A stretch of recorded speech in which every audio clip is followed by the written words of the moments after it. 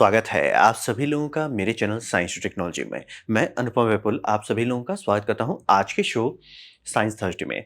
आज हम लोग बात करेंगे पाउडर्ड मेटलर्जी के बारे में। तो आइए इसे समझते हैं। तो सबसे पहले समझिए कि ज़रूरत क्या था जो इस तरह का पाउडर और मेटल को जोड़ना पड़ रहा है।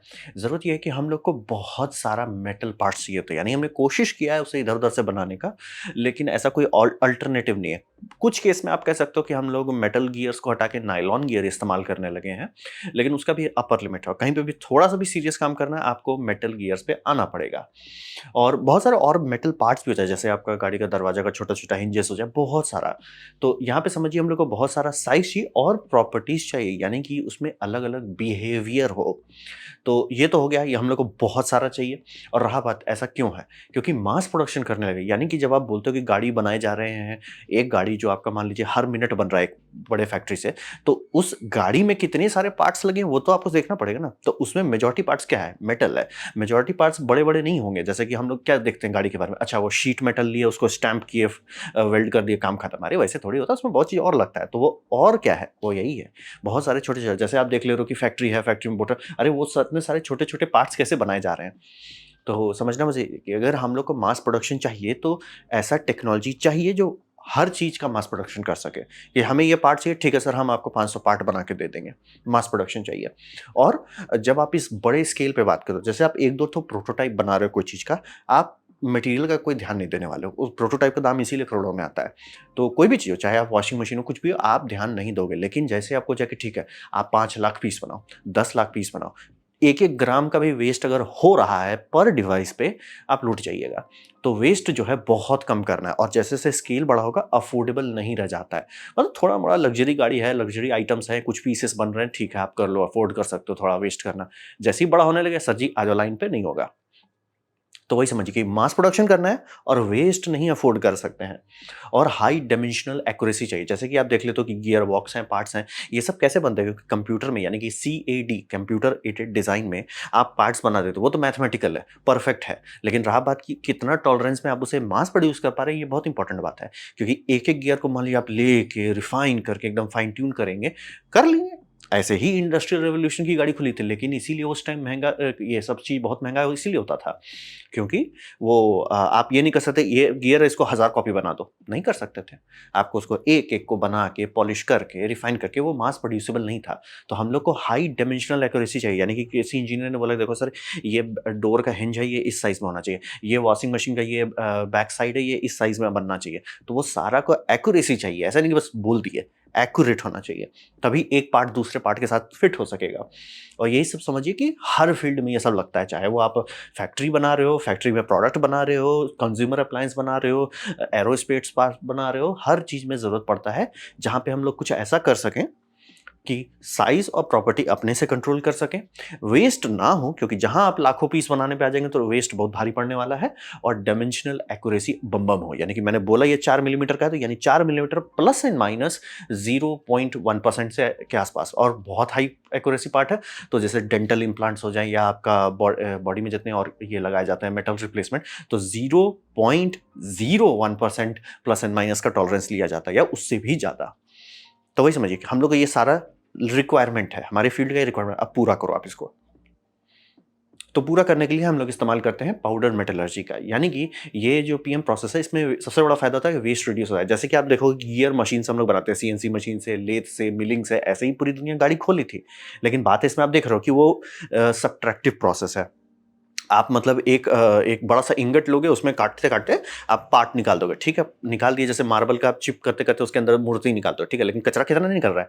और रहा बात एक गियर काटने में, आपको दिक्कत नहीं है, लेकिन एक ही गाड़ी के गियर बॉक्स में कई सारे पीसेस होते हैं। अब वैसे आप कई लाख गाड़ी बना रहे हैं, वो थोड़ा-थोड़ा करके वो बहुत ज़्यादा पाइल अप हो जाता है, मतलब दाम भागने लगता है। तो वही समझिए कि जहाँ पे हम लोग को वेस्ट रिड्यूस करना है, यानी कि सर हमको 500 ग्राम का ये गियर है, तो 500 ग्राम से थोड़ा ज़्यादा हो चलेगा, लेकिन ये नहीं हो कि 500 ग्राम का मटेरियल निकालने के लिए, मतलब प्रोडक्ट निकालने के लिए हमको आधा किलो का मटेरियल, ये आधा किलो वेस्ट निकल रहा है। तो पार्ट्स वही समझिए, वेस्ट रिड्यूस हो जाता है, जितना आपका ये वेस्टिंग है वो खत्म हो जाता है, जो पार्ट है ऑलमोस्ट उतना ही मटेरियल लेगा, प्लस एंड माइनस बहुत कम कर देते हैं।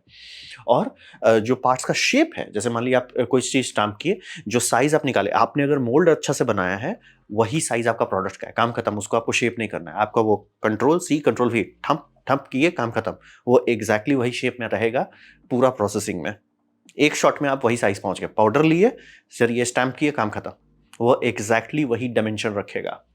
ठीक है। और इसमें जो पोरोसिटीज होती है, यानी कि जो पाउडर है, तो पाउडर आप कितना कंप्रेस करो उससे डिपेंड करेगा, उसके अंदर वॉइड्स कितने हैं, उतने से जगह खाली कितना बचा हुआ है। तो अगर आपको कुछ हल्का पार्ट चाहिए, ठीक है, तो उसको आप कर दोगे, ज़्यादा कंप्रेस मत करो, कुछ चाहिए बम बम पार्ट हो, भरपुष्ट हो, तो उसको बम बम कंप्रेस कर देंगे, यानी कि टनेज, कितना टनेज से उसे कंप्रेस कर रहे हैं वो कंट्रोल कर सकते हैं। तो ये आपको एक और वेक्टर दे देता है कि ठीक है सर, इंजीनियर बैठ के डिजाइन करेगा तो उसके पास ये रहेगा, जैसे अगर आप मेटल का कोई पार्ट में करते हैं तो उसमें एक फिक्स्ड डेंसिटी रहती है, ठीक है सर, ये एल्यूमिनियम का एलॉय आप इस्तेमाल करो, इसकी ये डेंसिटी है, लेकिन मान लीजिए उससे काम नहीं भर रहा है, आपको और हल्का चाहिए, नहीं कर सकते कुछ। अब फिर उसमें आपको जबरदस्ती का इंजीनियरिंग करना पड़ेगा कि अच्छा ये मतलब ये ऐसे करके वेट रिडक्शन करो। यहाँ पे आप सीधे सीधे मटेरियल का ही डेंसिटी कंट्रोल कर सकते हैं, वो दोनों डायरेक्शन में आपको है कि नहीं हमको मजबूत चाहिए, आप हाई ये मतलब पोरोसिटी एकदम कम कर दो, नहीं हमको हल्का पार्ट चाहिए, ज़्यादा हैवी लोड नहीं है इस पर, ठीक है, वो कर दो, पोरोसिटी कंट्रोल हो जाता है। फिर और इससे हम लोग बहुत फास्ट प्रोड्यूस करें, जैसे आप देख ही रहे ना, ये पार्ट्स बनते जा रहे हैं, आपको सर हमको ये बेरिंग का रेस्ट है, फटाम फटाम फटाम फटाम फटाम, ये तो एक तो दिखा रहे हैं, और जनरली ऐसा छोटे स्केल में होता है, बड़े स्केल में ऐसे कई सारे स्टैंप एक साथ रखे रहते हैं, तो कई हजार पीस आप पर घंटे निकाल सकते हैं मेटल पार्ट्स। तो वह इसीलिए सब लोग इसके पीछे पड़े हुए हैं कि आप मेटल पाउडर लीजिए, वेस्टेज कम हो रहा है, जो पाउडर अगल बगल गिर रहा है वो वापस आप साइकिल कर लो, कोई दिक्कत नहीं है। मतलब इसका टोटल वेस्टेज बहुत कम है, डायमेंशनल एक्यूरेसी बहुत हाई है, और मास प्रोडक्शन के मामले में कोई डिस्कशन ही नहीं करना है, कोई सीएनसी इसका 10% भी स्पीड नहीं दे सकता है, ये फटाफट take it and go, take it and go, इतना स्पीड ये चलते हैं। और ये सारा चीज इकोनॉमिकली कर सकते हैं, यानी कि इस टेक्नोलॉजी में कोई भी ऐसा चीज नहीं है इसके लिए आपको पेटेंट चाहिए, इसके लिए आपको हर्षई चाहिए, दीर्घई चाहिए, कुछ नहीं सर, नॉर्मल है, आप हाइड्रोलिक प्रेस बना सकते हो जाएगा, काम खत्म। ये ज्यादा मतलब ये नहीं है, क्या बोलते हैं, मतलब ये करना है वो करना है, आप चाहो तो बहुत चीज डाल सकते हो, लेकिन उससे भी जरूरत नहीं है, मतलब रोबस्ट है टेक्नोलॉजी, मतलब ये नहीं कि 2020 में डेवलप हुआ है, बहुत जमाने से चल रहा है, आदम जमाने से चल रहा है। तो सबसे पहला स्टेप होता है प्रेसिंग, यानी हम दबाव डालते हैं। तो दबाव समझ लीजिए, मोल्ड प्रिसाइज होना चाहिए, मोल्ड अगर आपका ढिंक चिका है, भगवान भरोसे आप हो जाएंगे। तो मोल्ड जनरली प्रिसाइज बनाते हैं, जो जैसे आपका प्लास्टिक इंजेक्शन मोल्ड रहता है उसी तरह का रहता है, बट ये थोड़ा ज़्यादा भरपुष्ट रहता है। क्यों भरपुष्ट रहता है? क्योंकि इसमें जो आप प्रेशर डाल रहे हैं वो बहुत हाई रहता है। आप पाउडर को जो पैक कर रहे हैं, ये मेटल पाउडर है, थर्माकोल नहीं है, सैंड नहीं है, सैंड उतने प्रेशर में डालिए तो तुरंत ग्लास बन जाएगा, मतलब कि वो ऑलमोस्ट मेल्ट कर जाएगा सिर्फ प्रेशर से। तो यहाँ पे प्रेशर बात की जाती है करीब 10 टन से 60 टन पर स्क्वायर इंच, या कुछ कुछ केसेस में उससे भी ज़्यादा। और जनरली मेजॉरिटी में हीट का इस्तेमाल नहीं करते, लेकिन कुछ कुछ केसेस में, कुछ कुछ एलॉय के केसेस में आप कर सकते हो। तो ये जो दबाए जा रहे थोड़ा बम बम दबाते हैं, तब जाके वो पार्ट्स निकल पाता है। सोचिए वो पाउडर था, पाउडर से ऐसा पार्ट कैसे बन रहा है, बस वही पाउडर को आप लिए मोल्ड में डाले, उसको दबाए कस के, ये कर दिया। और ये डबल पंच इस्तेमाल करना पड़ेगा अगर पार्ट थोड़ा सा एस्पेक्ट रेशियो गहरा है तो, मतलब अगर छोटा मतलब ये इसमें हाइट जो है कम है और बड़ा है उसमें दिक्कत नहीं है, आप सीधे से स्टैम्प कीजिए, ऊपर से स्टैम्प कीजिए, काम खत्म। लेकिन आपका लंबा पार्ट है तो लंबा पार्ट में जनरली नीचे से भी दबाना पड़ता है, क्योंकि अगर आप पाउडर को ऊपर से दबाते हैं, पाउडर ये मतलब मान लीजिए पार्ट इतना लंबा है, ऊपर में बम बम रहेगा लेकिन नीचे वो पाउडर ही रह जाएगा, इसीलिए दोनों तरफ से कंप्रेशन करना पड़ता है। तो वही समझिए, दोनों तरफ डबल पंच करना पड़ेगा कि आया पाउडर भरे आप इसमें कैविटी में, कैविटी नीचे ले लिया, ऊपर डाले, टिंग कस के कंप्रेस किया, उसके बाद निकाल दिया। जैसे ये इस तरह का डाई बनेगा, उससे इस तरह का पेयरिंग रेस निकल जाएगा आपका। तो यही करते हैं, डाई बनाया जाता है भरपुष्ट, जो बम बम टनेज बर्दाश्त कर सके, फिर उसमें दबा के डालते हैं और फिर पाउडर डाल के निकालते रहता है। इसमें कोई लिक्विड नहीं, हीट भी अगर आपकी जरूरत, आपका प्रोसेस रिक्वायर करता है तो कीजिए, नहीं तो जनरली केसेस में नहीं जरूरत पड़ता है। डबल पंच करके आप दोनों तरफ से पंच करके कर सकते हैं। और ये इससे जो पार्ट निकलता है वो ग्रीन पार्ट्स कहलाता है, यानी कि कमजोर है, उसको आप मेटल जैसा दिखेगा लेकिन इसको ठोकेंगे टूट जाएगा, क्योंकि आप समझिए बस ऑलमोस्ट जैसे होता है ना, ये बालू का हम लोग बचपन में ये बनाते थे कैसल, उसी तरह का है, वजनदार नहीं है, मेटल का अभी भी नहीं हुआ है ये, लेकिन शेप साइज पकड़ लिया है, शेप एंड साइज है, ग्रीन पार्ट्स है, और इसे मतलब इधर उधर कर सकते हैं, मतलब ठोकना नहीं है, ठोकिएगा टूट जाएगा, लेकिन संभाल सकते हैं, इसे वर्केबल पार्ट्स कहते हैं। तो ये होता है प्रेसिंग का स्टेज से, ये आपका पहला स्टेज है। आप पाउडर लिए, पाउडर कैविटी में भरे, कैविटी को कंप्रेस किए जितना कर सकते हैं, जितना आपका रिक्वायरमेंट है, उसके बाद जो पार्ट निकला उसे हम लोग ग्रीन पार्ट कहेंगे। और मेटल पाउडर कौन सा यूज होता है वो आप डिपेंड करेगा कि आपको मतलब वो आप डिसाइड करोगे कौन कौन सा एलॉय चाहिए। फिर उसके बाद आता है स्टर्लिंग में सिंटरिंग में, सिंटरिंग ही इसको मेटल में बदलता है। अभी तक आपके पास ग्रीन पार्ट है, पाउडर पार्ट है, उसको पटकिएगा टूट जाएगा। लेकिन जैसे ही आप सिंटरिंग में आते हैं तो पार्ट्स को कुक करते हैं। तो कुक करना है कंट्रोल एनवायरनमेंट, बस ऐसे आप नहीं कुक कर सकते। तो सबसे पहला इसमें आप एक बहुत इंपॉर्टेंट फैक्टर है temperature rise and fall control किया जाता है। यानी कि जनरली एक कन्वेयर बेल्ट रहेगा, उसमें पार्ट्स धीरे धीरे डालेंगे, थोड़ा सा वार्म अप करेंगे कि ठीक है भैया 100 डिग्री सेल्सियस तक आओ, फिर उससे 200 डिग्री सेल्सियस तक लाओ और उसे ऊपर ले जाते हैं। फिर धीरे धीरे नीचे भी उतारना है, अगर धड़धड़ा के आप नीचे उतार देंगे वो इंटरनल स्ट्रेस से ही क्रैक कर सकता है। तो धीरे धीरे गर्म करना है, धीरे धीरे ठंडा करना है। कैसे गर्म करें, कैसे वो डिपेंड करेगा मेटलर्जिस्ट पे कि कौन सी मेटलर्जी इस्तेमाल करें, उसका कर्व होगा। ऐसा नहीं कि बस गर्म कर दो, आपको धीरे से गर्म करना है, धीरे से ठंडा करना है। तो इसमें जनरली 3 स्टेज माना जाता है। आपका प्री हीट, मतलब धीरे से उसका टेम्परेचर बढ़ाओ, हाई हीट जहां बम बम गर्मी डाले, और फिर कूल डाउन कि भैया चिल हो जाओ, चिल मारो, लोड मत लो, चिल मारो। ठीक है। अब रहा बात की, ठीक है ये तो आपने बता दी गर्म है, लेकिन आपको पता होगा मेटल को अगर गर्म करेंगे वो सीधे खराब हो जाता है। क्यों खराब होता है? ऑक्सीडाइज कर जाता है। कोई भी मेटल है जनरली वो ऑक्सीजन से बहुत जल्दी शादी करने को तैयार रहता है।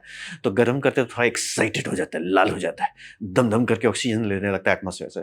तो यहाँ पे आप डिसाइड करोगे आपको क्या करना है। जैसे कि वैक्यूम में कर सकते हो, आपकी मर्जी है। आप ये इंडक्शन से हीट कर रहे हो या इंफ्रारेड लैम्प से, मतलब इसका इस्तेमाल करके, इंफ्रारेड लैंप इस्तेमाल कर रहे हो, इलेक्ट्रिकल इस्तेमाल कर रहे हो, तो वो सब आप वैक्यूम में कर सकते हो। अगर आपको वो रिक्वायरमेंट है, वो आपका ऑप्शन है कि वैक्यूम में ये सारा काम करो, ताकि ऑक्सीजन से जो मतलब एटमोसफेयर का धांधली उसमें ना हो। ये आपके पास चॉइस है।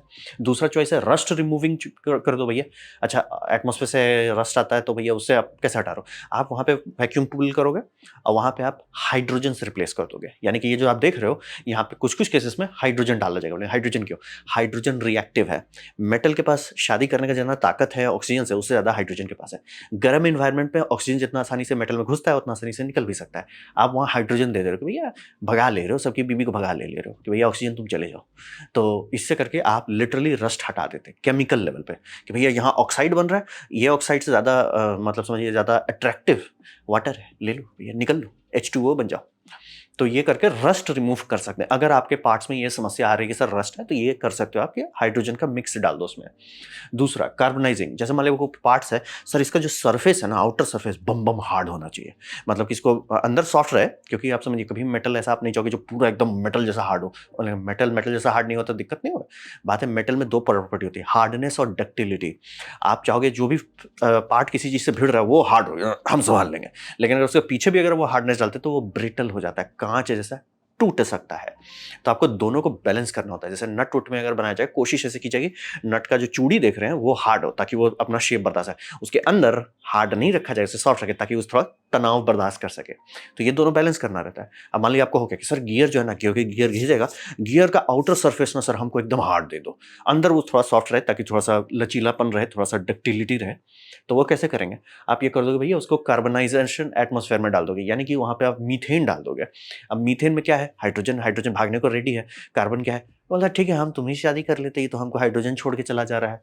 तो भैया ठीक है वो शादी करे, तो वो कहाँ पे करेंगे? सरफेस पे। सरफेस क्या है? Outer area. आउटर एरिया में क्या हो रहा है? रिएक्शन हो रहा है। आप कार्बन इन्फ्यूज कर दे रहे हैं, ठूस दे रहे हैं कार्बन आप उस पर। ये कर सकते हैं।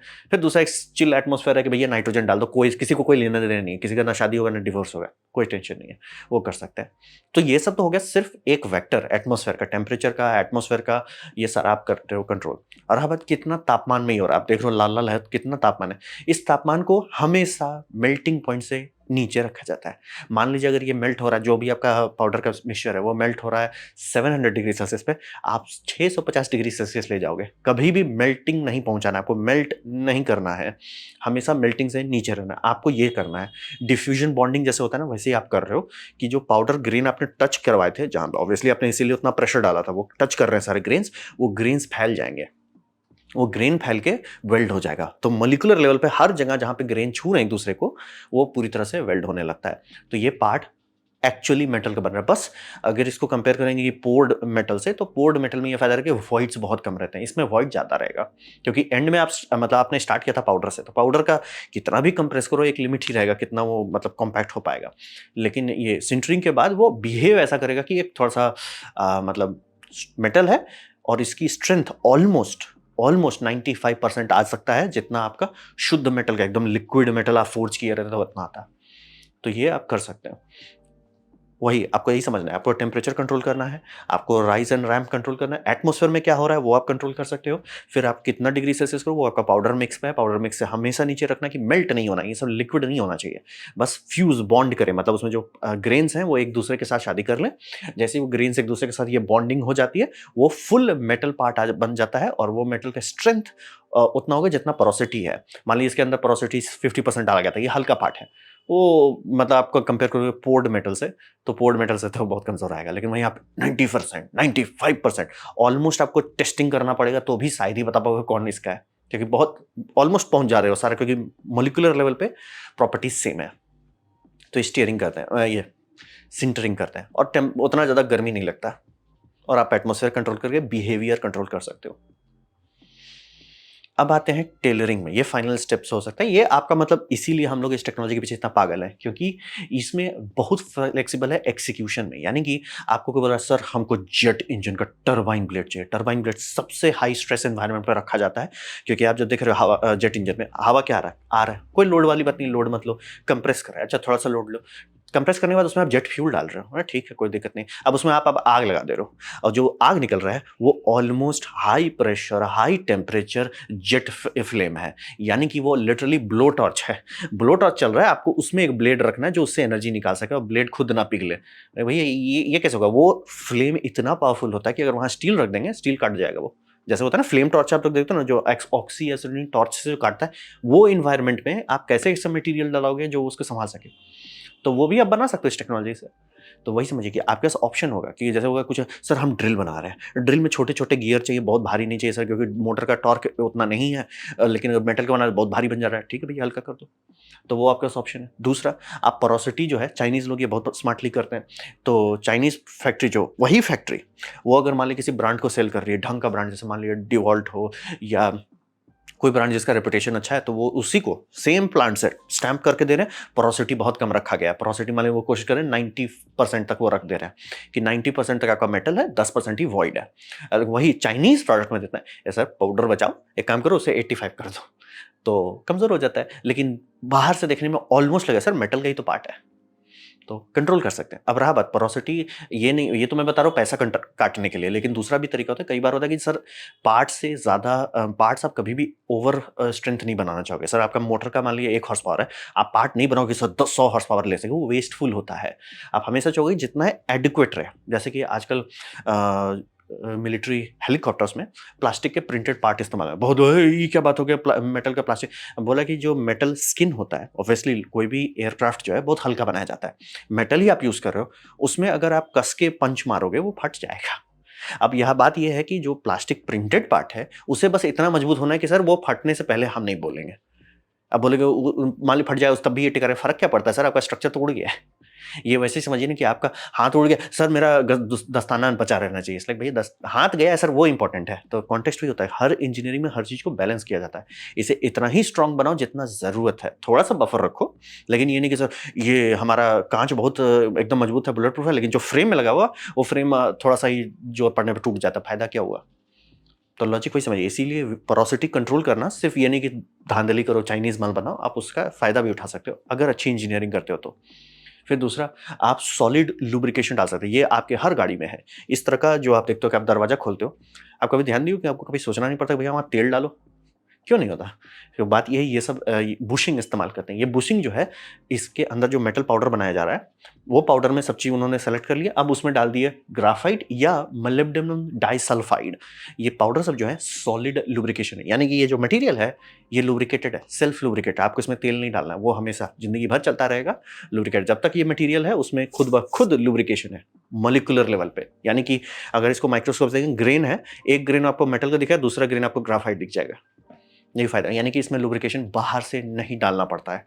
ये बहुत भयानक टेक्नोलॉजिकल डेवलपमेंट, बहुत सारे चीज में हम लोग बेरिंग्स हटा सके हैं, तेल उल हटा सकें, क्योंकि ये शांति से भैया हम संभाल लेंगे, हम संभाल लेंगे भैया, आपको जरूरत नहीं है, हम संभाल लेंगे। तो ये हो गया सेल्फ लुब्रिकेटिंग पार्ट है उसमें खुद लुब्रिकेट, और ये दूसरा वॉइड होने का कमजोरी तो आती है, लेकिन उसका एक फायदा रहता है, जैसे मतलब एक गियर बॉक्स बनाओ, गियर बॉक्स में सबसे ज्यादा नुकसान कब होता है, जब उसमें लुब्रिकेशन फेल होता है। लुब्रिकेशन कहाँ चाहिए, जब दो गियर टीथ टच करते हैं एक दूसरे को, वहाँ पे अगर पोरोसिटी है तो वहाँ तेल भी तो बैठा रहता है। तो इसी कारण से लुब्रिकेशन ज़्यादा अच्छे से एब्ज़ॉर्ब कर पाता है ये सारा सिस्टम, ये फ़ायदा है। दूसरा कार्बनाइज़िंग जो हमने बताया एटमॉस्फेयर में आप ये कर सकते हो कि ये आपका इलेक्ट्रॉन माइक्रोस्कोप में दिखेगा। अरे कार्बन का ज़्यादा बैठ गया, बात वही है। यानी कि ये लेयर आपका ऑलमोस्ट एकदम हार्ड है। मेटल मजबूती दे रहा है लेकिन कुछ चाहिए ना जो उसको जैसे आपका मोबाइल फ़ोन में जो मेन स्ट्रेंथ होता है वो बॉडी से आती है। लेकिन हम लोग क्यों डालते हैं उसके आगे विक्टस क्लास, गोरिल्ला ग्लास, ताकि वो शुरू का लेयर हार्डनेस दे दे, बॉडी पीछे लोड ले लेगा। तो वही हार्डनेस देने के लिए ये आप कर सकते हो। कार्बनाइजिंग एटमॉस्फेयर अगर स्टिंटरिंग में इस्तेमाल करते हो, डिफ्यूजन बॉन्डिंग के लिए, ये आपको सरफेस लेवल एकदम भरपुष्ट मिलेगा। और फिर जो सबसे ऊपर है कि आपको भगवान लेवल का पार्ट चाहिए, मतलब इसके पार्ट में कोई डिस्कशन नहीं करना, सर इससे ऊपर का पार्ट नहीं आता है, वो ये है। वो जिसे हम लोग कहते हैं हॉट आइसोट्रोपिक प्रेसिंग, यानी कि आप पार्ट्स लेते हो और उसे सील कर देते हो। सील कर दिया आपने, उसे भूंजते हो बहुत हाई टेम्परेचर, जैसे ये सब में निकल के या टाइटेनियम के ये सब एलॉय यूज होते हैं तो बहुत हाई टेम्परेचर ले जाते हैं। ऑब्वियसली मेल्टिंग नहीं कर रहे लेकिन बहुत हाई 1500 डिग्री सेल्सियस तक ले जाते हो और फिर उसको सील करके प्रेस करते हैं। बम बम प्रेस, ये प्रेस से निकाला हुआ पार्ट है। अब इसमें आप ये इनर्ट गैस से बहुत प्रेशर डाला जाता है, जैसे कि आर्गॉन से दबा के प्रेशर डालते हैं, मतलब बहुत ज़्यादा प्रेशर डाला जाता है इस समय। ये बहुत महंगा मशीन पड़ता है कि उतना प्रेशर में फूट ना जाए, लेकिन उतना प्रेशर डालता है। फायदा ये ऑलमोस्ट वॉइड्स को हटा देता है, बॉन्डिंग बहुत स्ट्रांग करता है और इससे ज़्यादा स्ट्रेंथ की पार्ट नहीं आती। ये इतना इंपॉर्टेंट है कि कास्ट पार्ट्स, यानी कि जिसको आप लिक्विड मेटल से बनाए उसे भी इसमें डाल के ये किया जाता है, क्या बोलते हैं, फाइनलाइज किया जाता है। तो जो आप देखते हो ना जेट टरबाइन का जो ब्लेड बनाया जाता है, जो चलता रहे कि सर आपने इसको रख दिया है, फ्लेम थ्रोअर उस पर पड़ रहा है, इस लाइक ब्रा हम संभाल लेंगे, वही इसके अंदर बनाया जाता है। वही आपका ऑलमोस्ट पाउडर वाला सिस्टम से बना लिया आपने और यहाँ पे इसको पका देते हैं। हॉट आइसोट्रोपिक प्रेसिंग ये सबसे हाई लेवल का पार्ट बनाता है, इसके कंपैरिजन में कोई और सिस्टम नहीं है। तो यही बोला, टेलरिंग आपको ऑप्शन मिल जाती है पाउडर से। आप डिसाइड करो, सर गियर बनाना, सर गियर का लेयर जो है ना ऊपर वाला हार्ड कर देते हैं सर। सर एक काम करो सर, ये थोड़ा लो लोड सिचुएशन है लेकिन इसे लुब्रिकेशन बार बार नहीं करना चाहते हैं लोग, एक काम करो उसी के अंदर लुब्रिकेशन ठूस दो, सॉलिड लुब्रिकेशन, बाहर से तेल डालने की जरूरत नहीं पड़ेगी। तो बहुत सारा ऑप्शन है। चाइनीज कंपनी आराम से कर सकती है, सर डिवॉल्ट को बेचना सर, धांधली नहीं कर सकते, ठीक है सर एकदम एकदम हाई लो पोरोसिटी वाला पार्ट दो। अरे सर ये तो 500 रुपया में बेचना है, सर एक काम करो हवा भेज दो, पार्ट बाहर से देखने में सेम लगेगा, आवाज भी मेटल जैसा करेगा, बस लोड पड़ते ही कटक टूट जाएगा। तो टेलरिंग बहुत इंपॉर्टेंट टेक्नोलॉजी है और मास प्रोडक्शन के बारे में तो बात ही नहीं, हजारों पीस पर घंटे बनाए जा सकते हैं। तो ये था मेरा प्रेजेंटेशन मेटल पाउडर मेटलर्जी के बारे में। उम्मीद करता हूँ आपको अच्छा लगा, कुछ सीखने मिला, कुछ समझ में आया। अगर ऐसा है लाइक कर दे, दोस्तों शेयर कर दे, उससे मेरा काफी भला होगा। नहीं अच्छा लगा, नहीं पसंद आया, कोई बात नहीं, आप डिसलाइक दबा सकते हैं। मैं कहूँगा डिसलाइक 2 बार दबाएं, उससे मुझे पता चलो कितना ना पसंद हुआ है। मैं आपसे कहूँगा कमेंट लिखें, मैं हर कमेंट को पढ़ने की कोशिश करता हूँ। आपसे कहूँ सब्सक्राइब कीजिए, बेल दबाइए, और आप फ्री हैं तो आपने वीडियो देखा जानकर मुझे बहुत खुशी हुई। धन्यवाद।